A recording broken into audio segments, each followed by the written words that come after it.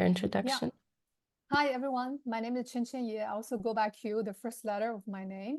I'm the current p5.js lead. I've been in this position since 2021. I'm very excited to see you all joining this session and discuss with you about this role. Kenneth, are you in the group? Hey. Yeah, do you want to introduce yourself? Oh, yeah. So sorry, I just kind of joined. So hey everyone, I'm Kenneth Lim. I am the current mentor for the p5.js project lead, which is Q, and I will likely also act as the mentor for whoever's gonna be the next project lead as well.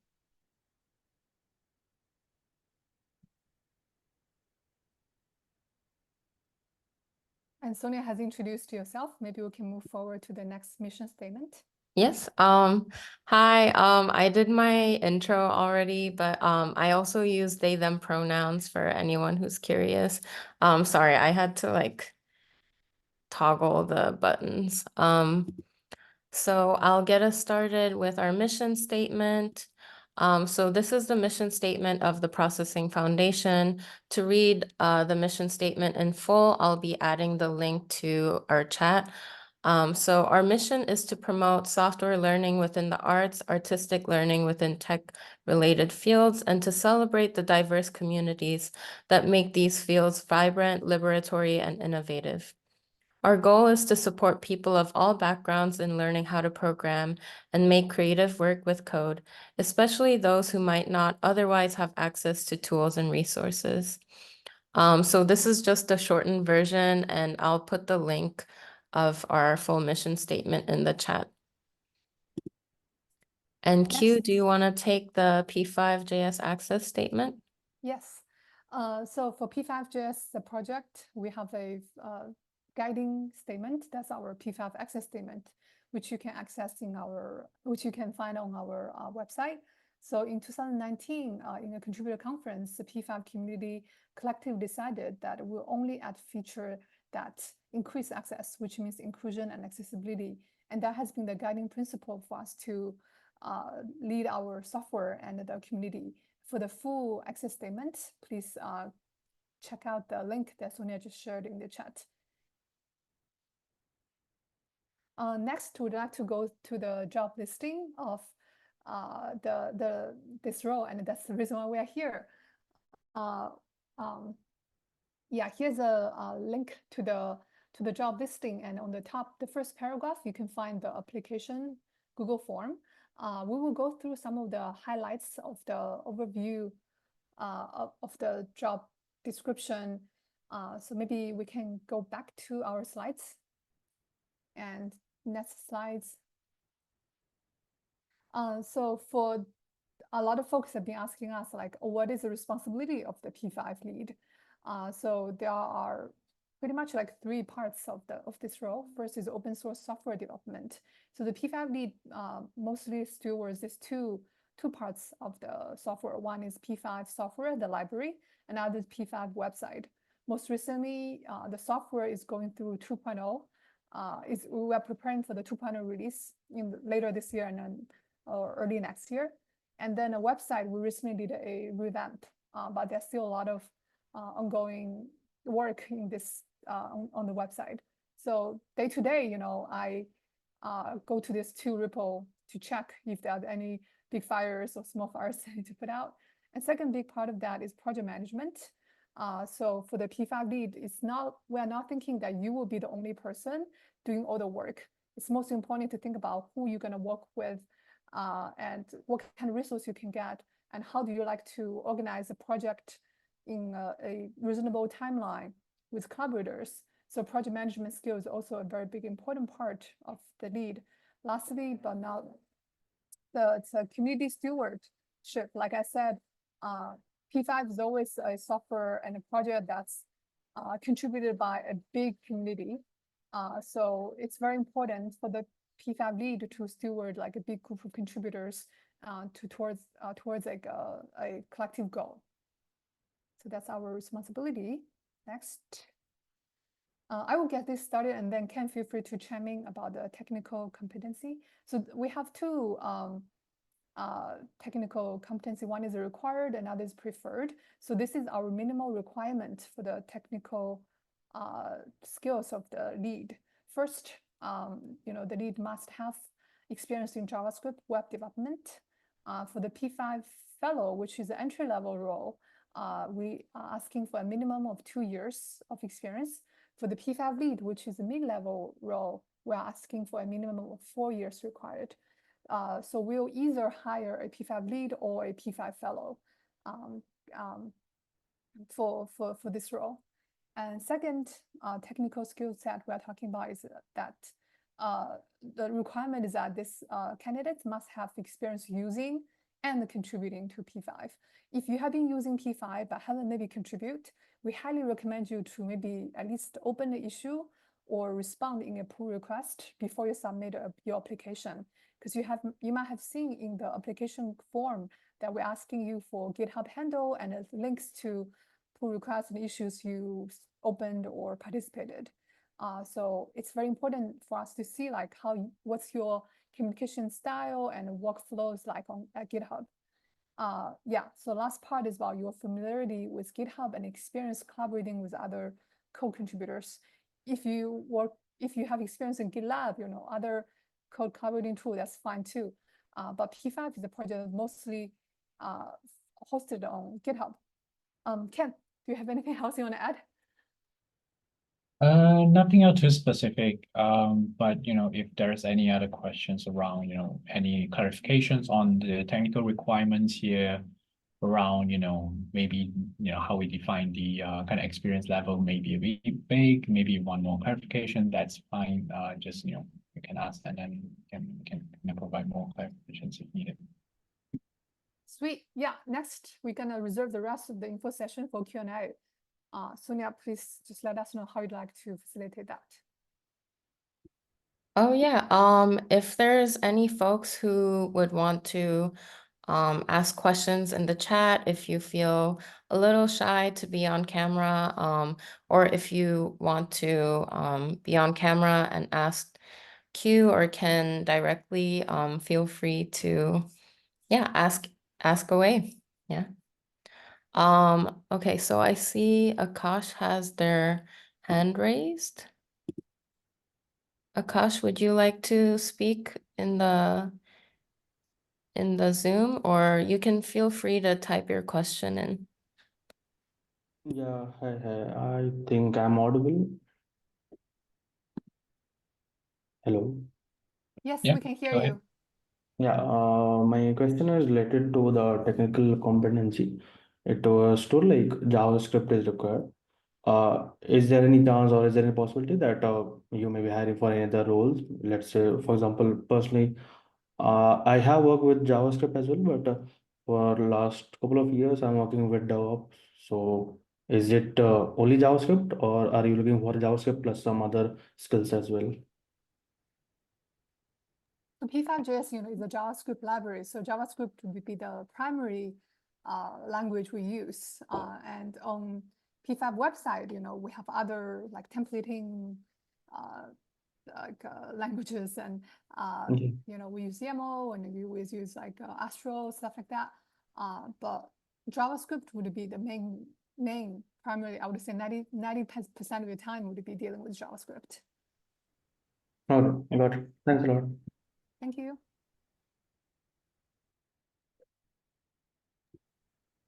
Oh, I see a question in the chat. Yeah, I will read that one. Can you speak more about the community stewardship aspect of the role? So like I said earlier, we are not expecting the P5 lead will do all the software, will do all the work for this, for the P5 software and the community. We often work with a big community of contributors. So like for me, it's very important to make sure that we bring as many contributors as possible. And then we need to make them feel like they are welcomed, that they are well guided, and their work is recognized. So in these three aspects, for example, how do we make them feel welcomed? We want to make sure that we have very beginner-friendly contributor guidelines, And we also have very active stewards and like core maintainers who are very active on P5 Discord, on GitHub, that sometimes help the new contributors to get started contributing. And then we also want to make sure their work is well recognized. So every time when I do a software release, I want to make sure that the contributors are well recognized. We list them on our release note. And often I'd like to give a big shout out to the first-time contributors. So these are some like community steward work that I do for like the software and for the website. Outside of this part, I also organize all the events, but that's also up to the next lead, like what they like to do, because I joined this role more from the community organizer perspective. I organized a lot of events before, so I feel comfortable doing that. So I organize like P5 Access Day, P5 Community Salon, stuff like that, to make sure the community can meet online or in person. But I think for the community steward part, there's like more is out there for the future lead to define. I think for me, one of the most exciting part of the P5 project is the community, and that's the reason why I did this role for so long. I think I came for the for the cool software, but I stayed for the community. I hope that answered the question a little.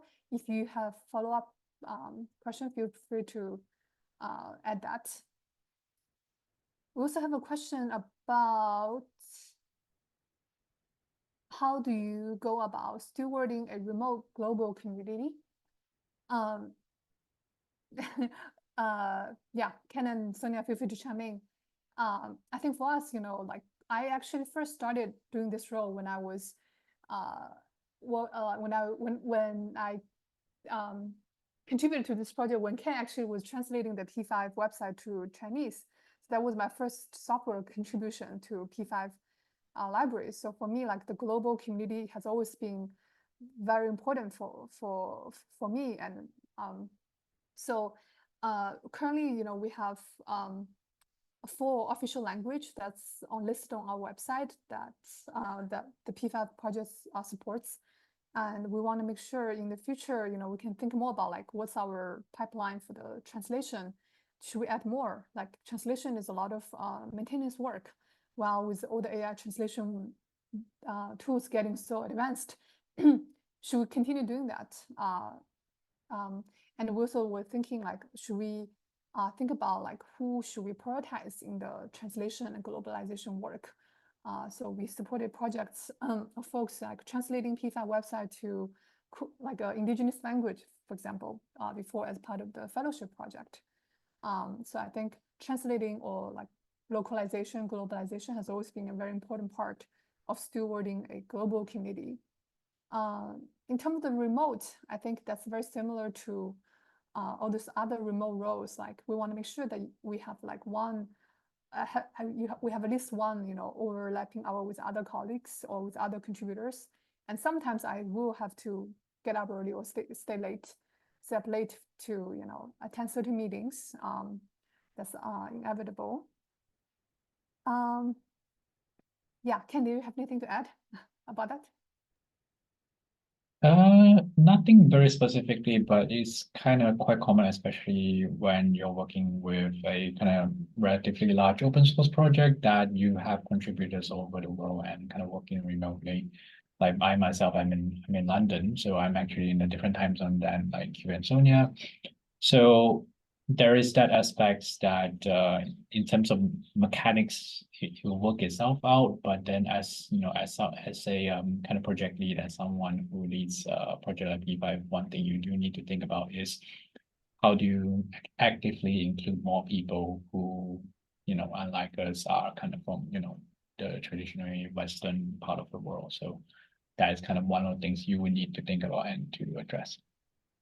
Yeah, I think Ken raised a really great point. I think for us, it was never about like, let's increase the contributor size. It's more about like, are we broaden the access to folks who normally don't have the means of getting to open source. So it's not about the absolute number, it's more about like how much access that we broadened for our contributor. Next question, maybe Ken can actually help answer that, which is, is that necessary to have a company experience, or can it be freelance or personal project experience? Yeah, I guess it depends a bit. It would be nice to have some company experience, but just freelance and personal project experience is totally fine as well. What we're looking for is not really like where you have worked at, but more about what you can do in terms of technical ability and also how you're going to work with other people, what your communication style is, how you manage your community, and like how do you manage a project and things like that. So as long as even if as part of your freelance and personal project, you have worked with other people, you have collaborated, and it'd be great if you work with open source community as well, then those are all the things that we can evaluate as well. Yeah. Next question we have is that, could you tell us more about the communication style that we are looking for? So this role, the P5 fellow or the lead role, will spend a lot of time talking to pretty much strangers on GitHub. So it's very important that we want to see like the candidates like communication style on GitHub. So what are we looking for? It's like you can actually reference back to our code of conduct. So for example, be mindful of our language, be respectful, be considerate, be open-minded.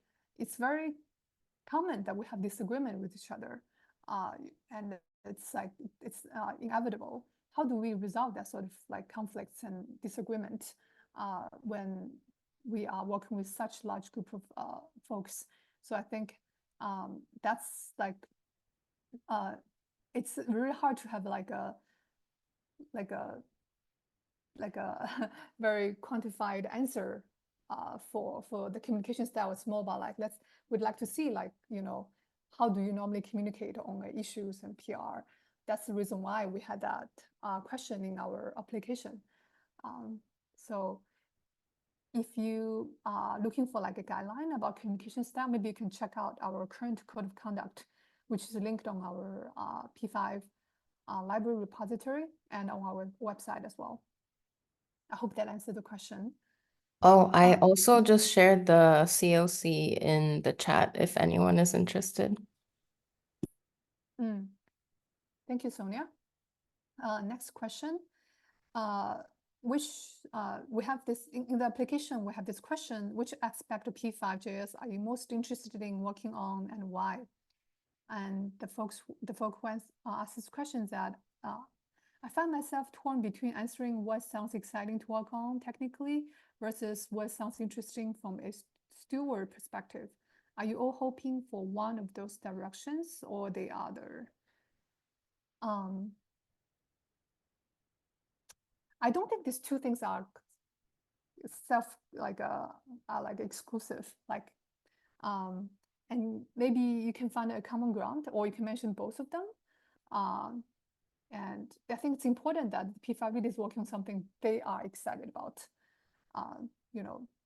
And like, for example, a lot of things I do is because I'm interested in doing that.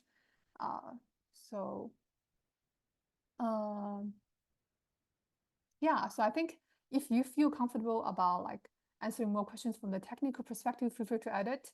And if you have some thoughts about like steward perspective, feel free to add them as well.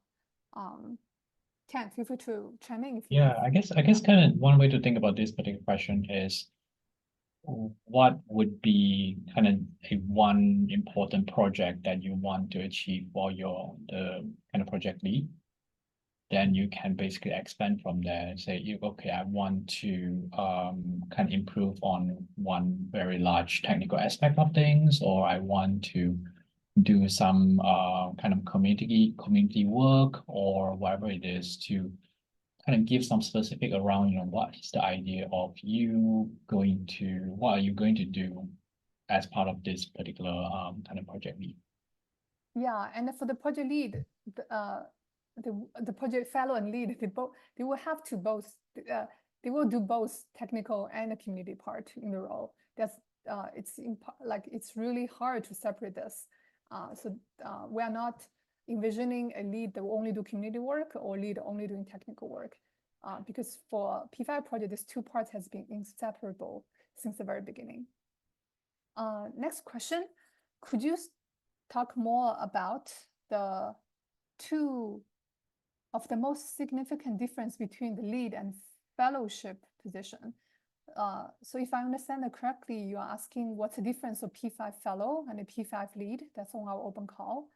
So the P5 fellow would be a more junior position, and P5 lead will be a more like mid-level position. The reason why we will hire either a fellow or a lead.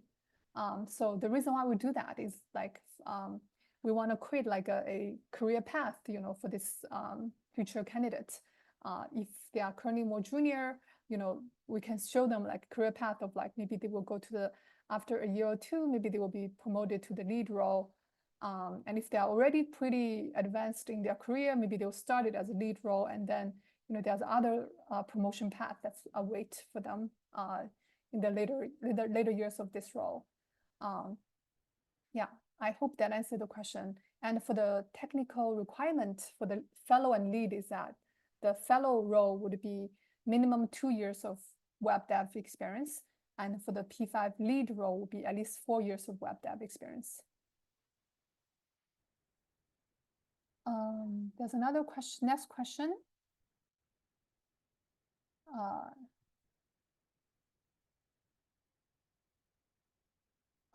About like sharing the repository or pull request. I think for us, because we are only asking for 1, 2, 3 links to a issue and a pull request. So it's mostly about like how you'd like to show us your communication style or your way of thinking in those links. Ideally, you know, it's like a very well-written issue that you opened either on P5 repository or somewhere, or like a pull request that really outlined the way how you think through the question. So that would be something we are looking for mostly in the question about like please link 1 to 3 GitHub issue and PRs. I hope that answered the question. Next question is share information about the key responsibility for the P5 fellow and role. So the P5 fellow and lead, they have very similar responsibility, which is on our job listing. The only difference is that, you know, the fellow will be more junior, and then the lead will be more mid-level. So for the fellow role, maybe we will probably provide more guideline and mentorship for that, but the responsibility is very similar. Is this a temporary role? No, this is not a temporary role. It's a full-time role we are hoping to last for a while. And a while is like up for the, you know, is for the candidate and the foundation to define. For example, I've been doing this role for almost 4 years. And before that, we have Lauren Lee McCarthy, who's the creator of p5.js, who lead this project for almost 10 years. And we learn more and more it's really difficult to have a person to just engage temporarily, because it takes time to onboard, to get to know about the project, to get to know the community. So we don't see this as a temporary role. It's like a full-time, fully committed, long-term role. How long is your term as a project lead fellow? I think I answered that briefly. Okay, they have 2 more questions. Maybe Ken, you can start about what does mentorship look like working as a P5 fellow? Is Ken or me mentoring? Maybe Ken, you can start with that question. Yeah, I guess kind of in terms of how mentorship will look like, at the base level, there will be regular meeting kind of between the mentor and kind of project lead, project fellow. So like for example, me and Q, we meet almost weekly to kind of just do check-ins, to look at some of the issues, to go through anything that that may have come up. Maybe it could be in the middle of like working on some larger projects. So for example, we had the kind of new p5.js website, so that me and Q has been working for several months and through our weekly meetings, we kind of just chat through some of the challenges, some of the things some different steps that we'll take. And that is kind of part of it.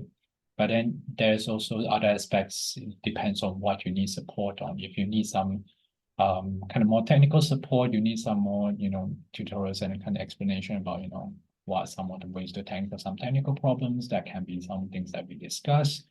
Or it can also be around, okay, if you wanted to try your hands at something you haven't quite done before, maybe doing some grant application, maybe doing some community organization. That's also something that, mentors can kind of give you some advice around, all right, this is some places you can look at, some places you can start, and so on and so forth. So it is really a role that's there to support you in kind of fulfilling, your role as a project lead. There's also a question about if you contributed to like enterprise private repo, is it okay to include them in the supporting docs? Yes, please include them. If the repo are not public, you can like send us screenshots or show us like what you did over there. The supporting documentation, which is like our last question, feel free to add as many things as you'd like. It's a PDF, you can add more pages.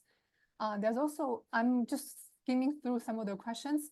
I also want to do a time check because we're already past the half-hour mark, so I might only be able to answer a few more questions. For certain questions, if you there are burning questions that's not covered at all, feel free to email us later as well. So that's one question I actually like to answer, which is, are the fellow and lead the only paid contributors? Just want to understand the budget controls as a lead for a nonprofit.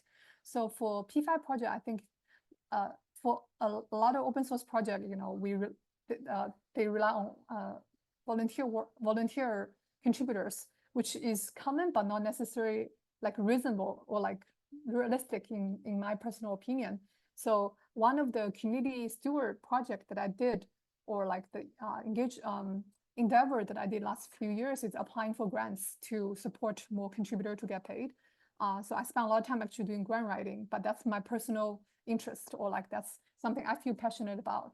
So for example, most recently, the P5 project received around $500,000 US dollar grant funding from Sovereign Tech Fund from German government, and we use all of them to pay contributors globally. Some of them are more experienced, some of them are first-time contributors. So a lot of those contributors, all the contributors in that project are paid for their time working on the P5 documentation and accessibility project. And I think for the future lead, if you have some ideas of how you'd like to compensate the contributors, or if you have experience working on things like that, please highlight those parts. I think a lot of us, we are just experimenting what are the best way to compensate and recognize the contributors' work. Yeah.